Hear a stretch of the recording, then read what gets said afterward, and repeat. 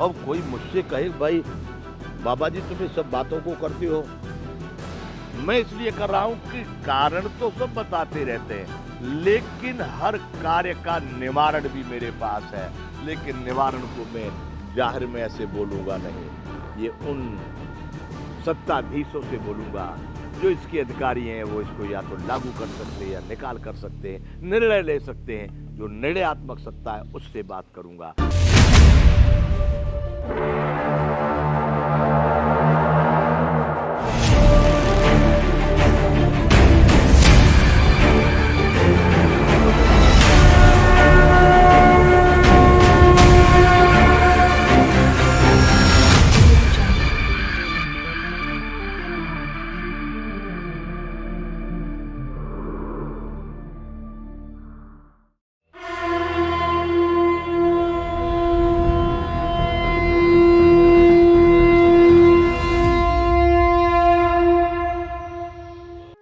जय विश्व बंधु। भारत गाथा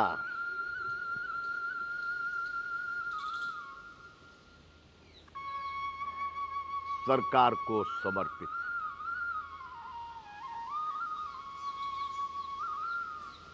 हमारे यहाँ एक किसी ने गीत लिखा है, भजन कहेंगे या कविता कहेंगे या भक्ति की प्रार्थना कहेंगे, उसको बहुत अच्छा लगता है।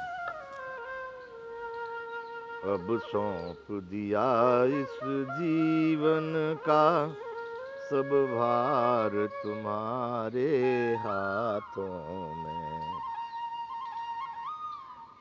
है, जीत तुम्हारे हाथों में, प्रभु हार तुम्हारे हाथों में।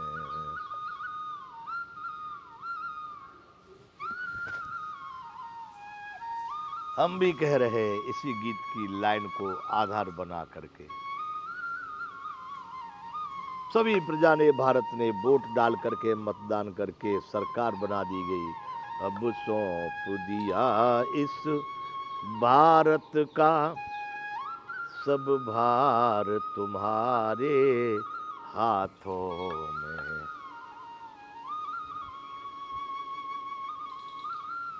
है, जीत तुम्हारे हाथों में और हार तुम्हारे हाथों में।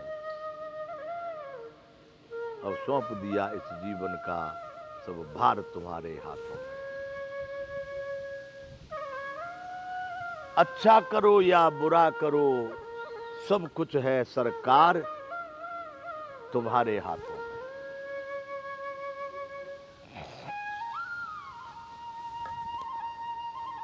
मैं इस समय चिंतन कर रहा हूं भारत की सामाजिक स्थिति। समाज में जो विघटन हो रहा है उसमें तीन नाम मैं लेता हूं संप्रदायों के, हिंदू, मुसलमान और ईसाई। ये कोई न मानो, न समझो, या सरकार अनदेखी करे या समाज अनदेखी करे या लोग। एक बात तुमने पहले कह दिया आपको कि 80% लोग वो इन लबड़ जंगों में से अलग निकलना चाहते हैं। उनको कोई हिंदू मुसलमान सिख ईसाई वाली बात नहीं, उनको अपना कार्य किया जाए। जो जहां पर है, जिस स्थिति में है, जिस संप्रदाय में है, जिस मजहब में है, जिस पंथ में है, वो वहां से अपना खुद से अपना रोजी रोटी चला करके, अपने बीवी बच्चों को पाल के, खा पी करके अपने मस्त रह रहे। उनको वो चाहते हैं कैसे ये सब विवाद उत्पन्न न हो। लेकिन कुछ 0.1% या 1% ऐसे लोग हैं जो बड़ी कट्टरवादिता से इन बातों को उखाड़ पछाड़ उल्टा करके बोलेंगे। मतलब इस तरह से प्रस्तुत करेंगे जो समाज में अनेक प्रकार की मतलब बाधाएं आ जाएं, विवाद बढ़ जाए, समाज में विकृति आ जाए। उनका 20% लोग ऐसे हैं जो उनका समर्थन करेंगे, आगे से पीछे से धीरे से। ठीक है, ये ऐसे लोग केवल एक समुदाय में हैं। जो कह दिया जाए, हम कह दें भाई केवल मुसलमानों में है, ये भी ठीक नहीं। केवल हिंदुओं में, ये भी ठीक नहीं। केवल ईसाइयों में, ये भी ठीक नहीं। मतलब सब में है। इनको ऐसी स्वायत्तता, ऐसी स्वच्छंदता कहां से मिली हुई है? ये इस तरह से भारत को भ्रमित करने का प्रयास क्यों कर रहे हैं?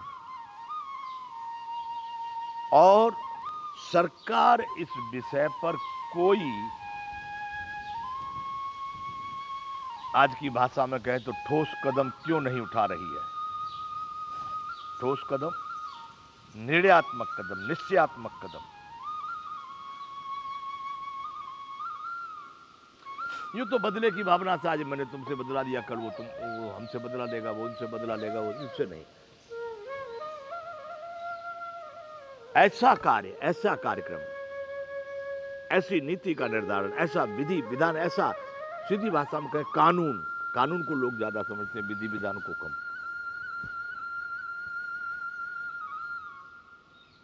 इस तरह के जो विवाद उत्पन्न कर रहे हैं, ऐसे इन प्रावधानों से, जो आज के कानून के जो दंड के जो विधान हैं, उनसे कुछ नहीं होगा। किसी ने कुछ कह दिया, आपने उसने लेके पुलिस गई, पकड़ लेके वहां पर जाके दिए। वो पुलिस का सिस्टम भी ठीक नहीं है। बंधुओं, पूरे भारत में प्रशासनिक स्थिति ठीक नहीं है।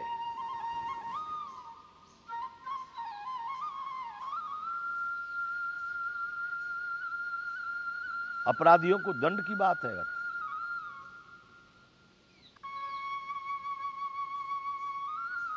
अभी एक हमारा भक्त है, शिष्य कह लो, उनका नाम है संत दास। वैसे उनका घर का नाम अपना बलिया या देवरिया जिला के रहने वाले हैं, सरयू के किनारे है उनका गांव है, और उनका नाम है सुनील विश्वकर्मा। वो कुवैत में काम कर रहे इस समय पर। कुछ दिन पहले उनका फोन आया हमारे पास। कभी कभी वो हमसे दंड प्रणाम करते रहते हैं। हमने उनसे पूछा, भाई क्या समाचार, कैसा चलता है? उस समय पर यहाँ पर नूपुर शर्मा के विषय में कुछ हलचल चल रही थी देश में कि भाई नूपुर शर्मा ने किसी को गाली दे दिया, किसी को खराब कह दिया। तो उन्होंने वहां बताया कि कुवैत में भारतीय, पाकिस्तानी और बांग्लादेशी,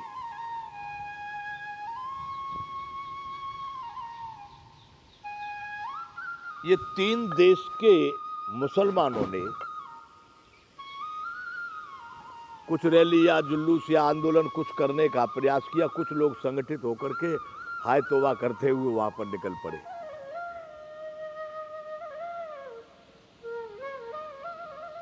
तो उन्होंने बताया कि वहां पर सरकार ने क्या किया कि जो भी निकले थे तत्काल उनके पासपोर्ट को रद्द किया या कौन सा सिक्का लगाया, और उनको वहां से उन देशों को तत्काल सप्लाई कर दिया, घर भी नहीं जाने दिया। सामान मंगवा के जहां भी इनको दो, और कहा कि आंदोलन जाकर के वहां करना अपने देश में।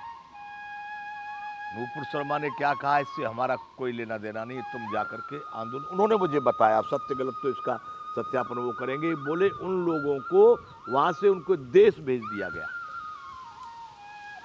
इस बात से कहना मैं चाहता हूं कि निर्णयात्मक स्थिति इस तरह की होनी चाहिए। अब यहां भारत में हम देख रहे हैं कि फ्रांस में कोई कांड हुआ, अब भारत में जो जुलूस निकाले जा रहे हैं। अब हमारे देश की सरकार उदार है, स्वायत्तता है, स्वच्छंदता है। कहीं के नारे लगाओ, कहीं की जय बोलो, कहीं का कुछ करो। क्यों भारत में ऐसा होता है? संविधान हमारा ये कहता है। यदि संविधान इस प्रकार की कार्यों की अनुमति दे रहा है तो मुझे नहीं लगता कि वो संविधान देश को उन्नति कर पाएगा। यदि संविधान कुछ नहीं कह रहा लेकिन सरकार इस तरह को मुंह होकर के देख रही है, तो भी मैं नहीं मानता हूं कि सरकारें भारत बना पाएंगी।